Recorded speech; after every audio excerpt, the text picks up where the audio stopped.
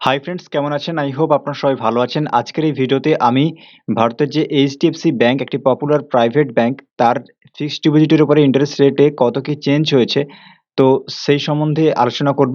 বন্ধুরা, এই যে রেটটি এটি আপনারা দেখতে পাবেন 18 অগাস্টের পর থেকে, ঠিক আছে? অর্থাৎ 18 অগাস্টের পরে আপনারা যে ইনভেস্টমেন্ট করবেন সেক্ষেত্রে কিন্তু আপনার এই ইন্টারেস্ট রেটগুলো কিন্তু আপনার যে ডিপোজিট করা অ্যামাউন্টের উপরে কিন্তু রিফ্লেক্ট হবে। তো চলুন ফ্রেন্ডস, দেখে নেই কত টেনিয়রে কত ইন্টারেস্ট রেট রয়েছে। বন্ধুরা, আপনাদের ডিপোজিট করা অ্যামাউন্ট যদি 2 কোটি টাকার কম হয় তবেই কিন্তু আপনাদের এই ইন্টারেস্ট রেটটি রিফ্লেক্ট হবে আপনাদের ইনভেস্টমেন্ট করা অ্যামাউন্টে।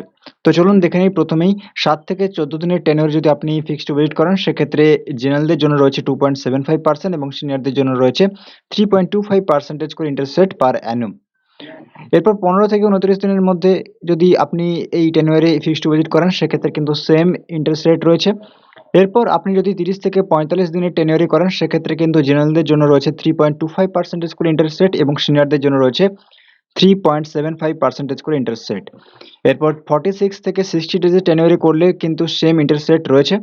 এরপর আপনি যদি 61 থেকে 89 দিনের টেনিওরে করেন সেক্ষেত্রে কিন্তু সেম ইন্টারেস্ট রেট রয়েছে। এরপর ফ্রেন্ডস আমরা দেখে নেব 90 ডেজ থেকে 6 মান্থের যে টেনিওর, এই টেনিওর যদি আপনি ফিক্সড ডিপোজিটে ইনভেস্টমেন্ট করেন সেক্ষেত্রে জেনারেলদের জন্য রয়েছে 3.75% করে ইন্টারেস্ট রেট এবং সিনিয়রদের জন্য রয়েছে 4.25% করে ইন্টারেস্ট রেট পার অ্যানুম। এরপর 6 মান্থ একদিন, অর্থাৎ 6 মান্থ একদিন এক্সট্রা বাড়িয়ে করতে হবে, ঠিক আছে? 6 মান্থ একদিন থেকে 9 মাসের টেনিওরে যদি আপনি ফিক্সড ডিপোজিট করেন সেক্ষেত্রে জেনারেলদের জন্য রয়েছে 4.65% করে ইন্টারেস্ট রেট এবং সিনিয়রদের জন্য রয়েছে 5.15% করে ইন্টারেস্ট রেট। এরপর ফ্রেন্ডস আপনারা 9 মাস 1 দিন থেকে 1 বছরের কম টেনিওরে যদি আপনারা ফিক্সড ডিপোজিটে ইনভেস্টমেন্ট করেন সেক্ষেত্রে কিন্তু আপনাদের ইনভেস্টমেন্ট করা অ্যামাউন্টের উপরে 4.65% করে ইন্টারেস্ট রেট রিফ্লেক্ট হবে পার অ্যানুম এবং সিনিয়রদের জন্য যেটা হবে সেটা হলো 5.15% করে।